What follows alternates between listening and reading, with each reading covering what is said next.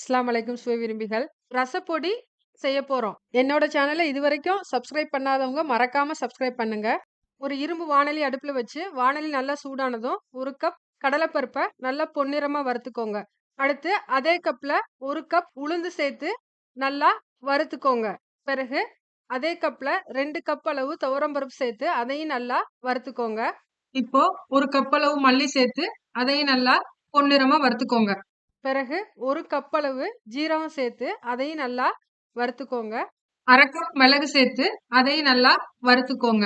இந்த ஸ்டேஜ்ல வெந்தயம் ஒரு 1/2 டேபிள் ஸ்பூன் சேர்த்துக்கோங்க. வெந்தயம் ரொம்ப சேர்க்காதீங்க, கசப்பாயிரும். பிறகு உங்க காரத்துக்கு ஏற்ப காஞ்ச மிளகாய் சேர்த்து எல்லாத்தையும் நல்லா வறுத்துட்டு, பெருங்காயத்தூள், உப்பு சேர்த்து வறுத்துட்டு, வறுத்த எல்லா மசால் ஜாமானத்தையும் ஒரு பிளேட்ல கொட்டி ஆற வச்சுக்கோங்க. ஒரு மிக்ஸி ஜார்ல மாத்தி பொடி பண்ணி எடுத்துக்கோங்க. இப்ப நமக்கு ரசப்பொடி ரெடி ஆயிருச்சு. என்னோட சேனல மறக்காம சப்ஸ்கிரைப் பண்ணுங்க.